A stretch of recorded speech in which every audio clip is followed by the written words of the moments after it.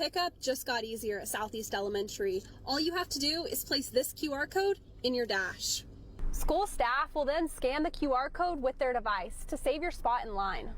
We're here at the Stevens County Law Enforcement Center where Logan Bills is being held on a $400,000 bond for first-degree murder. You don't have to go far to find cotton in the big country, but have you ever stopped to think how it affects you when the farmer who tends that land has a bad growing year? The city of Merkel is still feeling the effects of the November 5th election, and many were hoping the $5 million bond for a new fire station to replace this 58-year-old building would pass.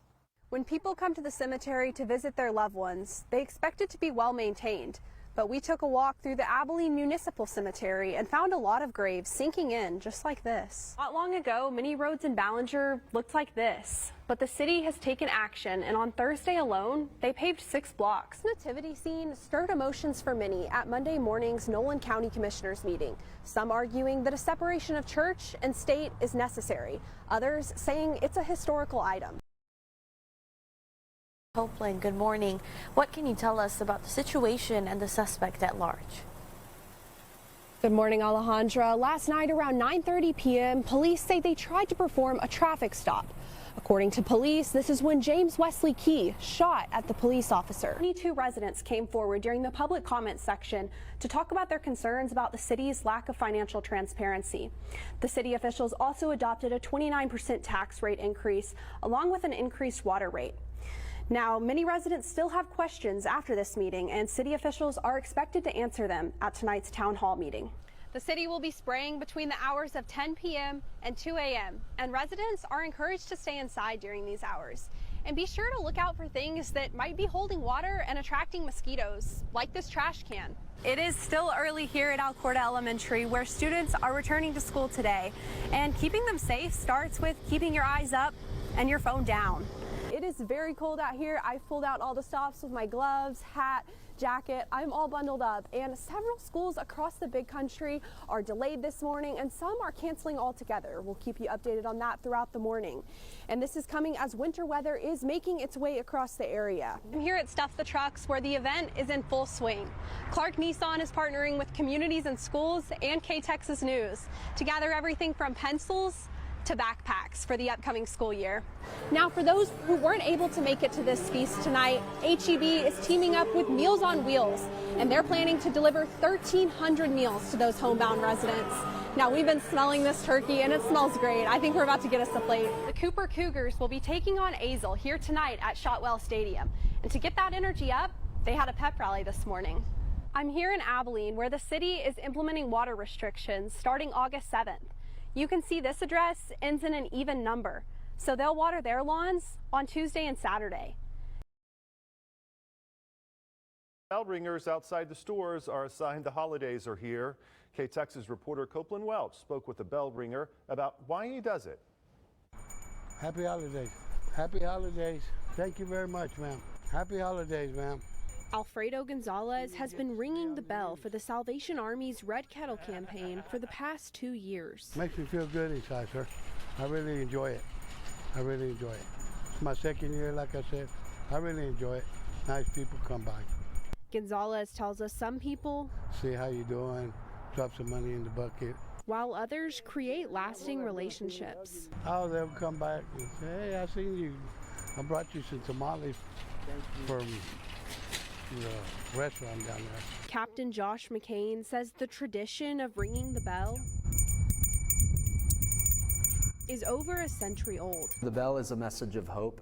It's a message of service. It's a message of opportunity. It's a message of resources that are provided here. And we do that through local funding, local fundraising like our bells. McCain tells us the money collected in the Red Kettle is put to good use, often for the Angel Tree program, the Thanksgiving meal, or the Salvation Army emergency shelter. You can be assured that when dollars go into those kettles, they stay right here in Abilene in the big country to serve and go back towards our local programs right here.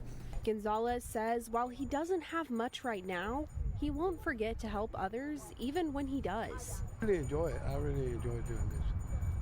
Even when I get back up on my feet, I'm still going to do it. Volunteer my time. It's a nice thing to do for the people that need help. Because I would hope somebody would do it for my kids. The Salvation Army says these bell ringers make a difference with every ring. In Abilene, I'm Copeland Welch, KTexas News. New details tonight in the city of Clyde and missed bond payments. We now know they missed 2 payments on the 1st of last month on top of another missed payment last year.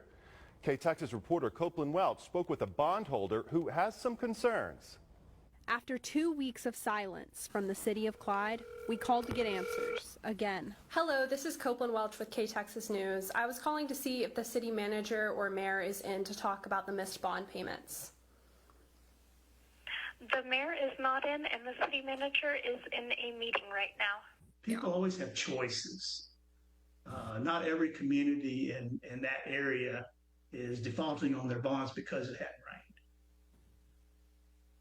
That was Harold Tynes talking about the city of Clyde saying drought caused them to miss their municipal bond payments.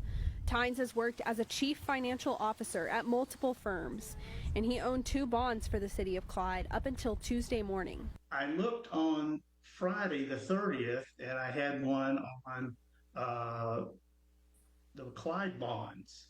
And I went, oh my goodness, it says default. And that's, I never had one default before. So if I'm out there in the market looking at Clyde bonds, that is going to be a big red flag. Tynes says the news of 2 missed payments in August and 1 in November led him to even more information, including the financial audit for Clyde, which has been held since September of 2023 and was released just last month. This is stuff people took action to cover the issue. Not only did they, move money around in 2023, which is what he's saying here, but in 2024, they delayed the audit. Well, they delayed the audit because they didn't want the story out. Tynes says after reviewing the financial audit, he has even more questions. They should have done the cost reduction stuff first and immediately gone to, these other issues like an all hands on deck kind of meeting, like we got problems. And the problems are, maybe they're related to the water issue. Maybe there's just poor management going on too. I can't tell. I mean, I'm not that close to it. I'm reading a report. As more citizens and investors step forward with concerns, the city is quiet. In Clyde, I'm Copeland Welch, KTexas News. And our reporter Copeland Welch went to Snyder. I'm here in Snyder where things got loud late Monday night when a magnitude 4.9 earthquake just 16 miles from here shook the town. We spoke to one resident who says there's only one way to describe what he felt. It felt like destruction is what it felt like. I mean, it was a 4.9 on Richter scale. It's like, it's more than Snyder's ever seen, or ever felt. That was Irving Wells, and he says when it comes to earthquakes, he's always very cautious. I ain't gonna lie to you, I was a little scared, guys. I'm not gonna lie to y'all. I'm gonna sit here and act tough and stuff like that.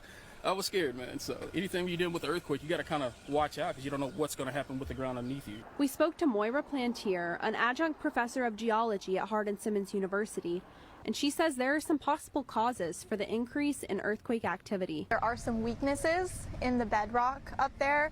Most of it is starting to be attributed to a lot of human activity, wastewater injection, different things like that, and that's when we're starting to see a lot of those weaknesses begin to form. Plantier tells us, according to a new statistic from the United States Geological Survey, there's been a significant rise in earthquake activity. They've seen an increase in 81% of their earthquakes larger than a 2.5 magnitude since the beginning of 2020. 948 square miles that we cover. We talked to the Snyder Emergency Management Coordinator, Jay Calloway, and he tells us the city is taking action to make sure all infrastructure in Snyder and surrounding areas is intact. City of Snyder utility crews are out checking the sewer lines, the water lines, the water towers, water storage, the wastewater facility, the water treatment plant. They're checking for any damages, any busted lines. Calloway says this earthquake didn't do much more than startle residents within the radius. This time all we're hearing is it rumbled the house, shook the bed, shook the chairs, is the main thing we're hearing. All the way from the Dallas-Fort Worth area down to San Angelo, over to Midland, Odessa, and back up to Lubbock area. As of right now, no significant damages have been reported. In Scurry County, Copeland Welch, KTexas News.